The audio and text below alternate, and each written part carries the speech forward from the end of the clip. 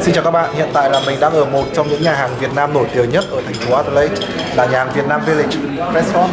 Và đi cùng mình là bạn Trung và một bạn đại sứ nữa của Study Adelaide, đó là bạn. Chào mọi người, mình tên là Tâm, mình là đại sứ của Study Adelaide. Và bạn này đã giới thiệu trong video trước rồi đúng không?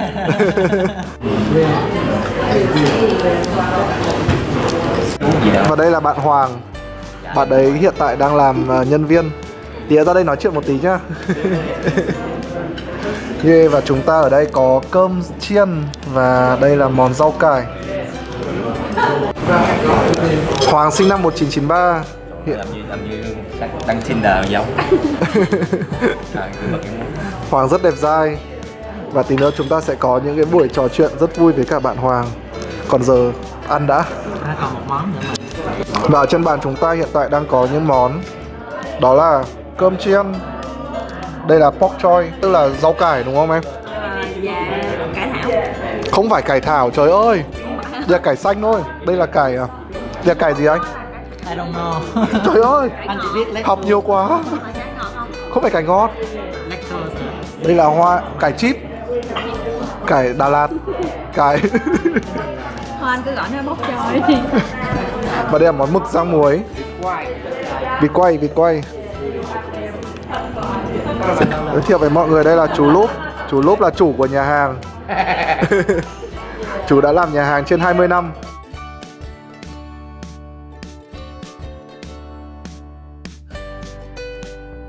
Ok, Hoàng hôm nay sẽ là khách của chúng ta và mình sẽ hỏi Hoàng một vài câu về việc đi làm thêm cũng như là những cảm xúc của bạn khi mà đang ở trong thành phố này. Chào Hoàng, hãy giới thiệu một vài câu về bản thân. Nói tiếng Việt ha. Nói tiếng Việt tất nhiên rồi. Mình tên là Hoàng ha, thì mình học đại học Uni Adelaide ha, thì mình ở bên Adelaide mình được 3 năm hơn rồi, thì mình học ngành kỹ sư hóa. Điều gì làm Hoàng chọn thành phố Adelaide làm nơi đến để học tập? Tại vì mình lúc đầu á, thì mình không có suy nghĩ nhiều đâu, nhưng mà tại vì tính của mình nó hơi trầm tính á, thì mình thích những thành phố mà nó yên tĩnh, thích hợp cho việc học hành. Thì so sánh với Melbourne với Sydney á, thì thành phố nó có vẻ đông dân và có vẻ nhộn nhịp hơn, nên mình thích được cái sự yên lặng của Adelaide, nên mình chọn Adelaide đi học. Vậy là Hoàng đã ở đây 4 năm rồi đúng không? 3 năm, bạn có thể nói như vậy, 3 năm hơn một tí. Thì từ lúc sang đây thì lúc nào bạn bắt đầu bạn quyết định bạn đi làm thêm? Thật ra thì tại vì nói chung là lúc mình qua đây mình đã học 2 năm ở Bách Khoa, trường học Bách Khoa Việt Nam rồi, thì lúc đó thì mình cũng nghĩ mình đã 20, 21 tuổi rồi, thì mình nghĩ là mình nên phụ giúp ba má một cái khoản chi phí như để sinh hoạt đấy. Thì lúc đó mình quyết định đi làm thêm, giống như cũng chỉ để trang trải với những cái sinh hoạt phí của quá trình đi học thôi. Hoàng chia sẻ thêm một chút về việc đi làm thêm, làm sao bạn kiếm được công việc này và bạn có yêu thích công việc làm chạy bàn này không? Thật ra thì công việc này thì mình rất là thoải mái, thì với cơ bản là mình cũng may mắn khi mình có những người bạn cũng như họ đi trước á, rồi họ giới thiệu mình vô công việc này. Thì môi trường làm việc ở đây khá là thoải mái, thì mình không biết những môi trường làm việc của những nhà hàng khác như thế nào, nhưng mà ở đây thì khách hàng họ rất là thân thiện và đa số họ là những người dạng như công chức và đã có những cái thành tựu lớn trong cuộc sống, thì cũng như là họ chia sẻ cái góc nhìn của họ. Mình rất thích là nói chuyện khi nói chuyện với họ, cũng như là công việc chạy bàn như vậy.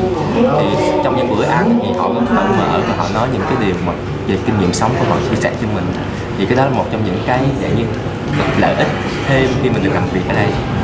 Cái lại đơn giản là chủ và chủ cũng rất là thoải mái với mình cũng rất là thích. Có vẻ Hoàng học được rất là nhiều bài học về cuộc sống khi mà trong quá trình đi làm thêm đúng không?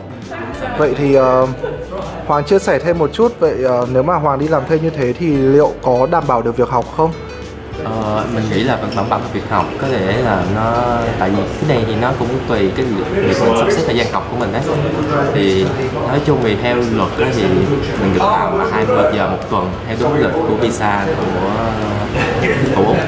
Nhưng mà cái 20 giờ một tuần đó thì cũng phải sắp xếp cân đối với việc học của mình. Thì ví dụ như năm 3 thì cái thời gian đó mình có nhiều thời gian rảnh hơn, mình phải đi làm nhiều.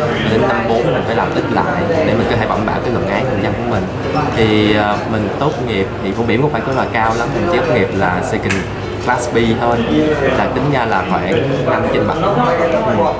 Thì mình cũng khá là, nếu như mà ở Việt Nam xét ra thì tốt nghiệp loại khá, thì mình thấy cũng hài lòng với kết quả đó. Nói chung là mình cũng cố gắng vào bài học của mình.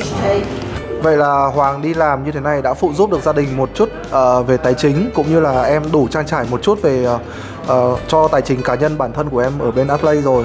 Nhưng mà ngoài về vấn đề tài chính ra thì em học được những cái gì khác không? Hoặc là nó đã giúp được cho em những cái gì? Thì thực sự thì lúc mà em bắt đầu công việc này á, thì nó khá là, ý là ở Việt Nam thì em cũng có làm một số công việc như là quán cà phê phục vụ, thì em lúc đầu cũng cứ nghĩ là công việc nó sẽ na ná như vậy.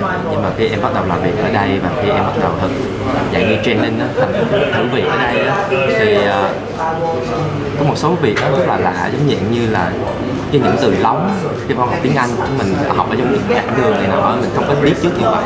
Và bên cạnh đó là những cái giống như là những cái sốc văn hóa, những cái khác biệt về văn hóa. Thì cơ bản nhất là khi về nói đơn giản thì làm ở nhà hàng thì nó khác biệt ở Việt Nam và tiếng Anh. Thì ở bên đây ở Việt Nam mình thường ăn canh này nọ với lại món chính, đúng không? Thì ở Việt Nam thì đó, ở Việt Nam ở bên đây họ ăn canh như một món khai vị, thì đó là một cái sốc đầu tiên của mình.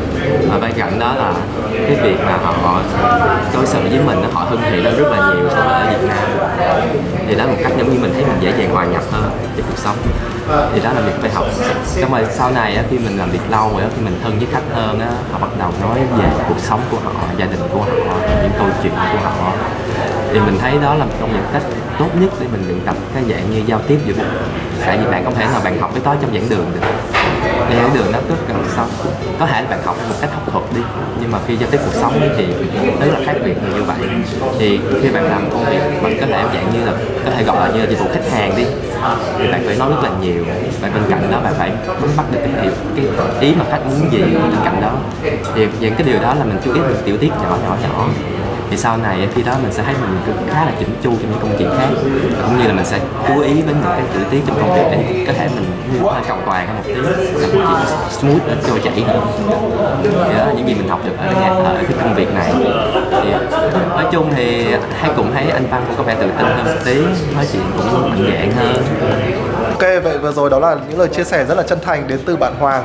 Bạn đang làm công việc chạy bàn hàng trong vòng mấy năm? Mình làm đây cũng hơn 2 năm rồi. Và bạn đã học được rất là nhiều những bài học trong cuộc sống. Ngoài về vấn đề là tiết kiệm được tiền, trang trải cho gia đình, thì ngoài ra bạn đã tự tin hơn, hoặc là kỹ năng giao tiếp của bạn cũng như là cái độ hòa nhập cuộc sống của bạn đã trở nên nhanh chóng hơn. Và bạn cảm thấy là bạn đã hòa nhập với cả văn hóa của Úc dựa trên những công việc như thế này, đúng không? Ngoài ra cũng đã giúp rèn cho bạn những cái kỹ năng khác, ví dụ như là chú ý tới tiểu tiết hơn và chỉn chu trong công việc, cũng như là quản lý cuộc sống cá nhân, đúng không? Và chúng ta luôn chúc bạn Hoàng luôn luôn thành công trong cuộc sống. Bắt tay cái nào. Yeah. Chúc sức khỏe. Bất kỳ bạn nào mà muốn liên lạc với các bạn Hoàng để hỏi ra những kinh nghiệm khác khi mà làm việc tại Úc ấy, cũng như là những khó khăn hoặc những câu chuyện mà bạn Hoàng, bởi vì trong vlog này mình không thể nào mà chia sẻ hết được vì nhiều câu chuyện hay lắm, thì các bạn cứ để lại comment ở phía dưới cho mình nhé. Và Facebook của bạn Hoàng đẹp dai cũng để ở dưới luôn. Bạn Hoàng hiện tại trong lúc làm vlog này thì bạn đấy chưa có người yêu, cho nên là cảm ơn Hoàng về những chia sẻ. Bye bye.